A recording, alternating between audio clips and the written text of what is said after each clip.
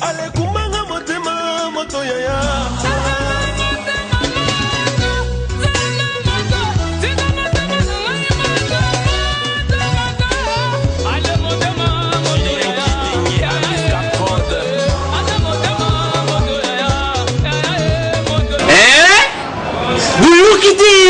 Vuguyoka kaka.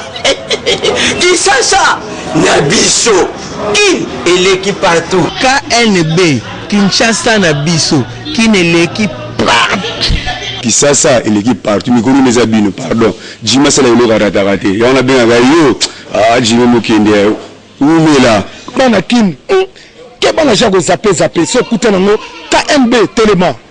KNB Téléma Kinshasa eleki partout. Jimi mukendi. Umela. KNB ko zape te so kute nango check au Vandi. À travers la flamme par la com, devenant fort. Mbote Bakina peut bienvenue à la rétrospective ya magazine Nabino Bolingara Mingi KNB Kinshasa Nabiso.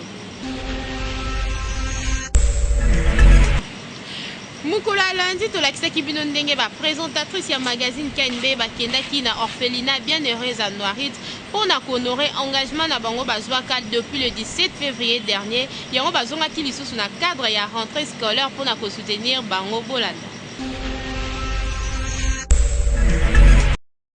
Kinshasa et l'équipe partout, dans le quartier Bibo, dans la commune entière, dans l'orphelinat Fraternité de la Bienheureuse à Noirit. Et si quand même Bendeko Yaka, une bébé présentatrice P groupe Mobimba, baye ko visiter l'orphelin.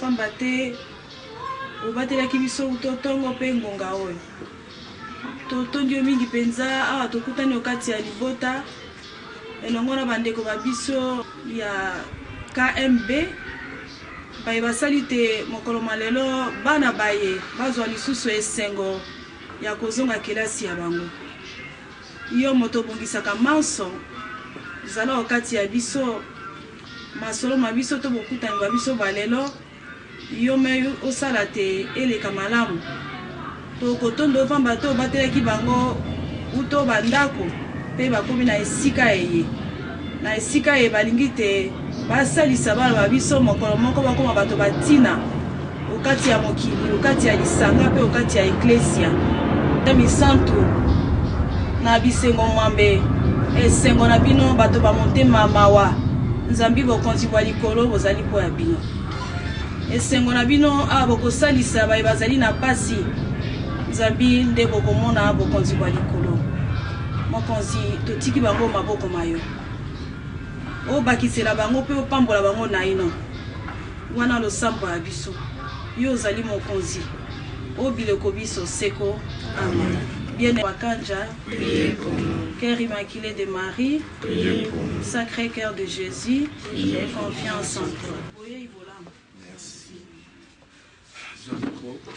Voilà ma soeur, biso équipe Mumbai KNB, toye lisusu lelo, ndenge tozwaki likanisi ya kosunga bana na biso ya orphelinat awa. Toye lisusu lelo pona ko honorer sous parole parce que fallait pas esuka kaka na maloba ndenge toyaki première fois et sengela ki toya lisusu comme année scolaire ça déjà na ebandeli yango moni biso lisusu équipe ya KNB de ko honorer engagement na biso o tozwaki envers bana oyo pona ko soutenir bango na rentrée scolaire na bango na ko futela bango minerval ndenge ezalaki ti bakokoma pe na niveau oyo biso tokomaki nango longo na baninga na biso toye kotika ba kaye bilamba stylo sac pona bana oyo baye ba kotanga na année oyo bandisika na kotondo pe nzambe oyo apesaki bino makanisi malamu to motema malamu ya kosunga baye bakeleli mingi penza bana baye oyo bino bozwaki mokano te bosunga bango po te batanga kelasi ya bango mokolo moko bakoma bato batina kati ya mboka ya biso kati ya mokili kati ya ecclesia na kotondo bino botondi bino banso bandeko ya KNB pona ba sacrifice bino bokosala po te bomemela bana baye bakaye babike basak bilamba pe biloko ziko boyeli bango maloba ezali mingi te fraternité mobimba ya Bien-Heureuse Anuarite elongo na bana epi mpo na ngai moko na kombo na ngai moko na tondi bino botondi ye oyo apesaka ye alesaka ndeke ya likolo atambola na bino na mosala bokosala bokende liboso bozonga nsima te wana nde losambo ya biso bosala mpe koleka po ya bayebanso bazali na pasi pamba te mbula oyo to ane oyo papa wa biso François à Rome a déclaré yango alobi te ezali mobuto année de la miséricorde bino bosali likabo to bobakisi na kati ya likanisi ya papa wa biso to ya Ecclesia catholique ya kozala na motema ngolu ya kosalisa, c'est-à-dire vous participez à l'œuvre de l'église catholique ou bien à l'œuvre de la miséricorde divine.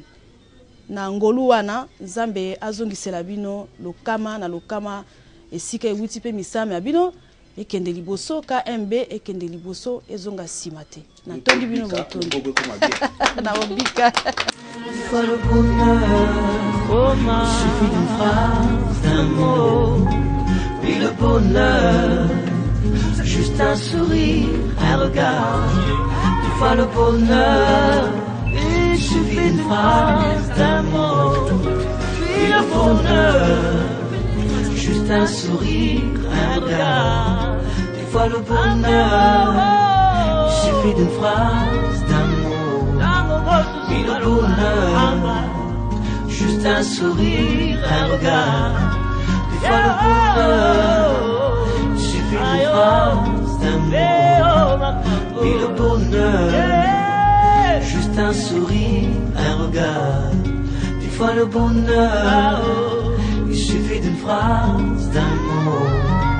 Puis le bonheur, juste un sourire, un regard. Des fois le bonheur, il suffit d'une phrase, d'un mot. Des fois le bonheur, il suffit d'une phrase, d'un mot. Puis le bonheur, juste un sourire, un regard. Des fois le bonheur, il suffit d'une phrase, d'un mot. Puis le bonheur, juste un sourire, un regard. Des fois le bonheur, il suffit d'une phrase, d'un mot. Puis le bonheur, juste un sourire, un regard. Des fois le bonheur, il suffit d'une phrase, d'un mot. Puis le bonheur, juste un sourire, un regard. Des fois le bonheur, il suffit d'une phrase, d'un mot. Puis le bonheur, juste un sourire, un regard. Des fois le bonheur, suffit d'une fois, juste un sourire, un regard. Des fois le bonheur, il suffit d'une phrase, d'un mot. Puis le bonheur, juste un sourire, un regard. Des fois le bonheur, il suffit d'une phrase, d'un mot. Puis le bonheur, juste un sourire, un regard. Des fois le bonheur, il suffit d'une phrase, d'un mot. Puis le bonheur, juste un sourire, un regard. Des fois le bonheur, il suffit d'une phrase. Mardi KNB tambolaki na terrain pour na kotuna bakino soki ba parti politique bazwaka temps ya ko sensibiliser ba militants na bango na ndenge nini bakoki ko se comporter lors ya ba manifestation publique boyo kandenge balobaki. Kinshasa l'équipe partout magazine KNB toza na commune ya Gombe pona kosola na bakinoa selon bango na ndenge makambo euti koleka na mboka na biso soki ba autorité ya ba parti politique ezala ya majorité ezala ya opposition soki bazwaka temps ya ko enseigner ba militants na bango ndenge ni bakoki ko se comporter lors ya ba manifestation publique boyo ka ba point de vue na bango. Oui, je crois bien que ben enseignera bango parce que nous avons suivi certains membres de l'opposition lors il y a passé message na bango pour na marche au fallait basala baleka na radio balobaki balebele que ils a marche pacifique des ordres de Rosalate ils l'ont fait en tout cas ça je l'ai entendu et il faut payer que non seulement que le bon Rosala plus proche à la base na bango pour un message comme bien pour qu'il n'y ait pas de dérapage. Je peux dire on doit d'abord faire une démarcation entre les militants d'un parti politique et la population. Quand on fait appel à la population, cela ne voudrait pas dire qu'on fait appel à un certain groupe de gens qui participeraient dans la vie active d'un parti politique. Et l'encadrement de la population, c'est l'État qui doit s'en charger. Quand il y a des dérapages, c'est à l'État qu'on doit poser cette question. Non, éducation ezali ko dépendre na mutu nenga zo bimananda kuna bango. Bamisusu bakoki koloba ba président ya ba parti bakoki koloba pe. Mais mutu so akei ko pesa conseil que ce bobi bo sala boité. Na ba parti wana ezana ba chege, ezana ba to ba instruit, bazana ezape na ba tu ya catégorie nyoso. Donc mutu akoki koyoka akei po azana ba bonne manière ayebi qu'il faut nini moral les osala. Mais ce qui est vrai Toyo na ba TV tokoloba na bango tokopesa boye basala boye mais MCP balobaka te. Boyoki ndenge kino moko apesi point de vue na ye alors eza malamu te pona ba autorité ya ba parti politique ezala ya majorité ezala ya opposition na kolansaka ba message oyo eza kopesa kanda na peuple na ba place publique parce que yango ndeza ko exciter bango na kosala ka mabe puis ko se comporter mabe na ba manifestation publique donc il faut ko zwaka temps ya ko enseigner ba militants na bino po bongo ezo créer ka mabe na mboka na biso Kinshasa et l'équipe partout. Mukula mercredi bakino bapesa ki proposition ya piste ya solution oyo ba politicien bakoki kobimisa mboka na situation oyo ezali. Kinshasa et l'équipe partout le micro ya KNB ko cela na bakino bapesa biso ba point de vue na bango na bandeko oyo bazali banda ya dialogue na ba oyo ba na kati soki bakoki kopesa bango piste ya solution nini pona ko éviter chaos na mboka Rolanda. Izo senga ba opposant na bato wana gouvernement basangana na dialogue bazwa idée moko poto kende liboso bo bazana libanda baya na kati poto za ba bantu soko mobule ezali soko likambo ezali ozo simba te na famille bayokanaka basanganaka donc baza obligé au lieu liboso makile tanga bongo to ya to sangana pe to sangana va mobulo ya makasi donc baza obligé bayaka na dialogue ba luka solution poto ça la bien. Bon d'abord nazo senga bango bazana na bolingo biso nyonso ba congolais peuple congolais tozala na bolingo parce que sans bolingo tokoka kosala eloko moko te hein wapo wana eza volonté ya Nzambe tolinga na biso de sorte que to trouver compromis malamu d'une façon réciproque c'est-à-dire endimama na batu nyonso ya Congo pona ko éviter ba désordre et que la paix est régnée na kati ya mboka na biso. Nazo pesa message na facilitateur ayaki awa pour faciliter les deux camps va se mettre ensemble pour que nous ayons du calme dans ce pays. Et là, que moi j'ai constaté, c'était question bakota bangonio sokuna. Même si donc bosambo koti bobandi ko donc bobandi ko revendiquer malem ba droit na bino. Tant au moins que boyokanité. Boko trouver que consensus le dans likambo boko te na kata. C'était question bakota bangonio de façon que oy ba bandimi o bandimite ba yokan. J'aimerais que tout le monde se mette ensemble. Il y a eu des erreurs, même s'il y en a qui ne veulent pas reconnaître, mais il y a des erreurs qui ont été déjà commises. Alors la solution maintenant, il faut qu'on oublie ce qui s'est passé, qu'on se mette ensemble pour trouver une solution pacifique. Mais à mon avis, il faudrait que l'opposition radicale, au lieu de rester en dehors, qu'on trouve un mécanisme pour s'asseoir et trouver une solution d'ensemble pour fixer surtout les échéances électorales. Parce que si on ne fixe pas les échéances électorales, il n'y aura pas élection. Alors on va s'entretuer, on va se bagarrer. Finalement, la solution, on ne peut pas la trouver dans des violences. Quand il y a violence, on ne peut pas trouver une bonne solution. Alors j'aimerais bien inviter l'opposition radicale, la majorité aussi, et tous les partis politiques qui les soutiennent, d'accepter de dialoguer, de se mettre ensemble pour fixer les échéances électorales, comme je viens de le dire ici. Bolandi ndenge ba kino ba pesi ba point de vue na bango vraiment ba insister que bandeko oyo baza libanda ya dialogue na ba o ba na kati ba meka ko sangana pona koza solution ya malamu pona évolution ya mboka na biso Kinshasa et l'équipe partout. Mwana laki yo que ake marche na retour na ya komi kozonga na biloko oyo appuyé yo parent okoyamba yango to okobwakisa biloko wana yango nde to lakisaki bino mokolo ya jeudi bolanda.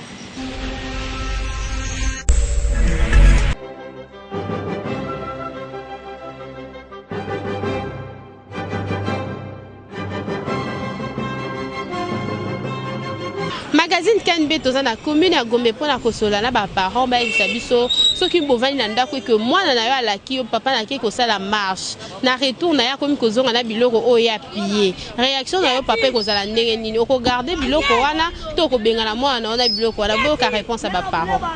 Et en tant que parent na retour na biloko ziwa ce qui a répondu à que na uti copier na ebisi te et na kozwa biloko na boaki soit na ebisi azonga nango place à joaki parent responsable akolinga jamais eloko oyo abimiseli mbongo te ayamba ngo epana ye akolinga jamais wana baza ba parent mabenga na oyebisa bango kaka bazwa vraiment sans sa responsabilité na bango et eloko oyo ya a autorisé te ekota na ndako na ye akondima jamais ekota ezali l'importance te ozomona sor oyo tozali na yango lelo na 90 91 92 bapiaki mboke baby bato bazwaki quand même mosala lelo bakomba chômeur lokola ba magasin mususu bisika mususu bapie bato wana bakosala te nga na kozwa ngo te d'ailleurs tout d'abord na ndako nanga kokota te mais ngai personnellement mona nanga pa ko kosala biloko wana te c'est normal parce que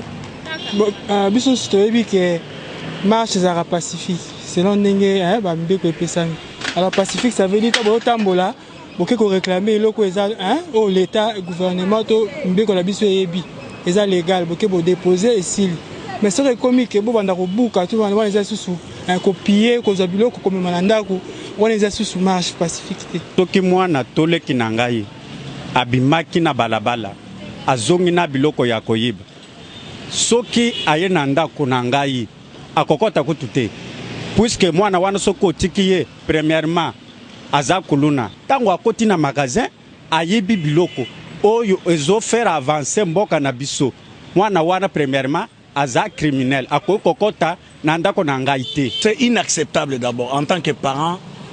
Il n'est pas recommandé à un parent d'appuyer ce qui est mal alors que dans l'éducation de base nous apprenons à nos enfants de ne pas voler. Mais quand un enfant va quelque part chez un autrui, il casse, il vole, et il revient avec ça chez moi. C'est inacceptable, je dois les chasser, lui, ou même les dénoncer. Moi, nangai par exemple, ayenango, mais carrément, ayene loko o lobike, admettons ayene loko nandako, awuti ko zoa, mais carrément, nako bengana, c'est kende ko zong c'est loko na, parce que les éducation Dangaïté et puis biloko wana eza ya yete eza bisote na accepter jamais quand dans le pango.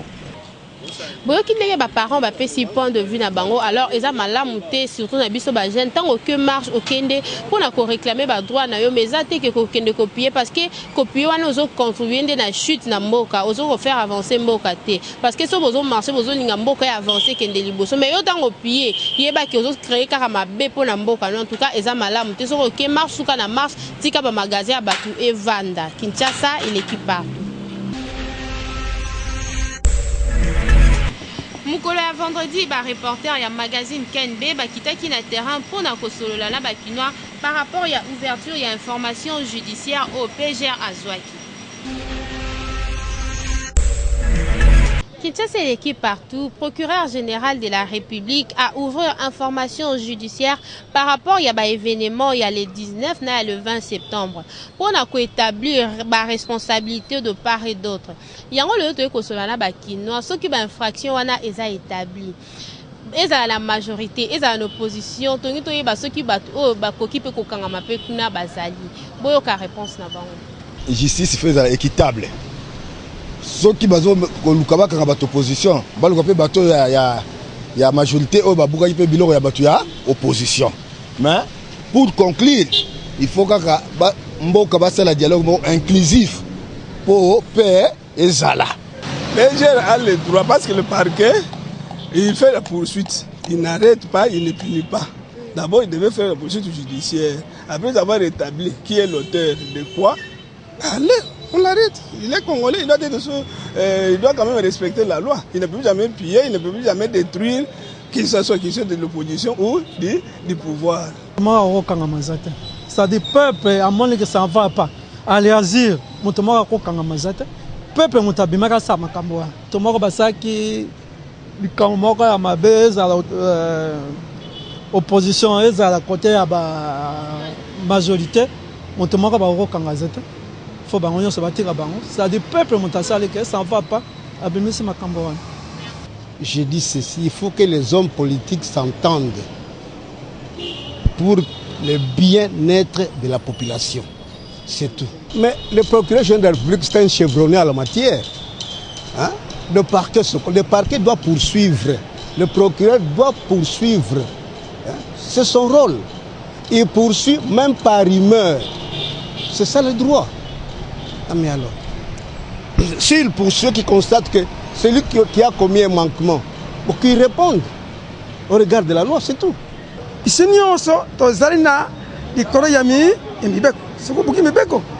faut pas kangayo.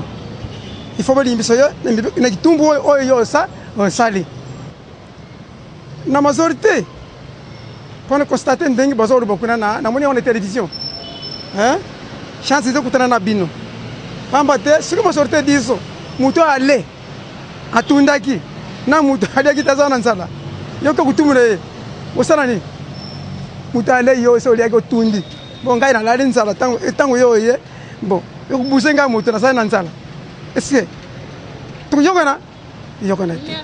Na ton alandaki réaction ya Mende. Abaki bien, abaki clairement que so ba établi ba responsabilité que du côté opposition comme majorité va kanga bon parce que mais côté majorité ceux qui na opposition ba saki y a eu des rapages na marche mais ba opposition ba ko se faire ba pouvoir ba ko se faire justice ceux qui ba moni que ba rétablir responsabilité côté ba pouvoir que bato ba tumbi ba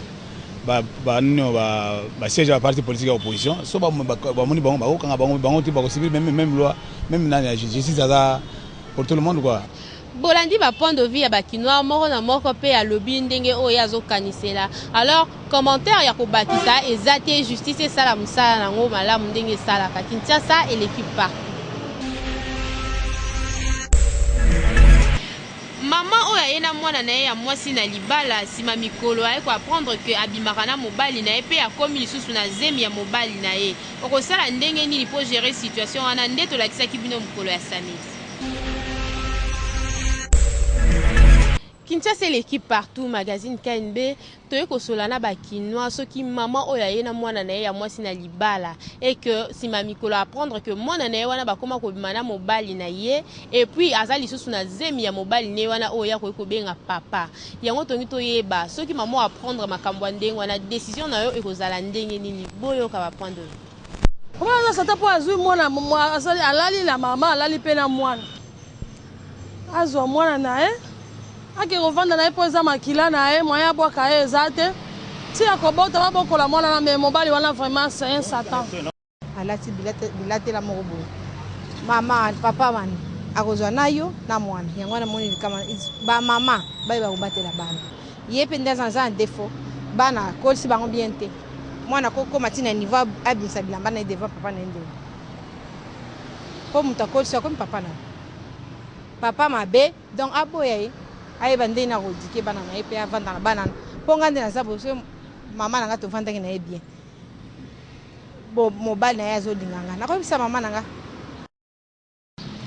pona ngai malamu na zo mwana na ngai na ke na ye pona ko sepela teke nazala na mwana nga mbanda tozanda esika moko na mobali wana na zi mwana nga na ke na boyi mobali wana baza bandoki yo mobali olingi mama olingi mwana oza ndoki oza mobali malamu te soki osepeli na mama vanda na mama okende kolinga su mwana ozwi penza pondu na matembero osangisi nzungu moko ezalaka te nadenga apepesi mwana ya mwasi na eze soki ezalaki mwana ya mobali ndeko ya mwasi nde mutu asali mwana ya mobali bongo esa yani ngasi asepela bongo habo ya pe mwana te eza mwana na ye mais habo ya nde mobali nde ndoki nde mutu asali makambo wana boyoki ndenge ba maman ba lobby alors eza malamu te pona ba papa o bazana bizaleli ya kobima na ba maman obimi susu na mwana oya ye na libala ata mwana na yo botaki ete mais tango lingi mwasi akomi kaka automatiquement mwana na yo mais yo olitamboli na mama otamboli susu na mwana pona ba papa o basala ka bongo en tout cas yango bo mitiki la pona papa vraiment o azana motema ya kobima na mwana ya mwasi na ye en tout cas fo yambola vraiment o lobelo ko eza kati no pesa normal te en tout cas ba papa basala ka bongo bo changer puis bo lukelo Nzambe, Kinshasa et l'équipe partout. Artiste et comédien Orlingo Mao Babengana Kepa Saïsa ya beti masolo ya groupe na ya uti ko créer ngoma Afrika pe masolo ya carrière na Bolanda ya onde to lakisa bino mukolo ya samedi. Eza charge te, eza musala na biso to bande on peut le loter, nga bado sa tête en 1998 donc fin 98 99. Début 99 pas présent dans la petite mbote Kadiombo Marcel donc na okuta Erwana Fiston Ginola venanga V12 Pakaloui Erwana na fin 99 nde te ça la groupe Océan na ba venanga V12 Ginola ça tout le monde te évoluer na fin 99 to 2000 nde te ça la groupe ça ngai na Ginola na Fiston donc biso misa to ça les groupes ça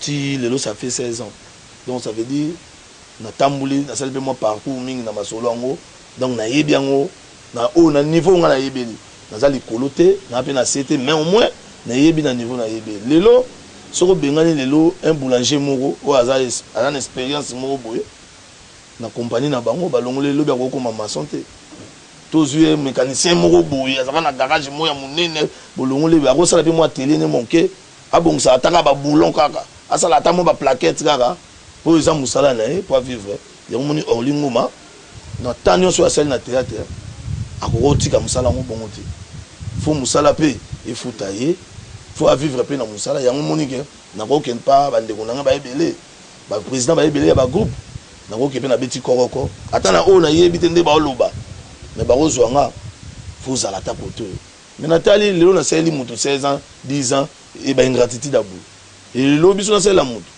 naza mobali il faut na bunda sikoyo na l'arsa de quoi je suis capable et on a créé ngoma Afrika bana mai msupe to zana bango batali ate Orlingo ma malgaza na la arrêter de ba ofinga malgaza ne bongo mais na susa boulot na susa on va na baninga azalara ya mo ba mai msupe te ya to soutenir yo to ko chao quoi mais soutien le besoin dans ngai moko na nzambe nanga o nyonso ba ça pas muta mukili a décevoir yoka mais nzambe jamais ko décevoir mutu yonga na boyi nanga lobi ekomelanga o li ba komona mona kuna ko maso ndenge nini tangu na souffle tangu na makasi tia na mibundela tika na milobela na boyi lobi kuna ve chaka kongwa ya mbango artiste à danger e ko makuna nani nante ngaza nanga ja makasi tika na misela nani yango. Merci na confiance et fidélité bozala kanango pour na kolanda magazine na bino tokutani na prochaine édition ya Len Kinshasa et l'équipe partout.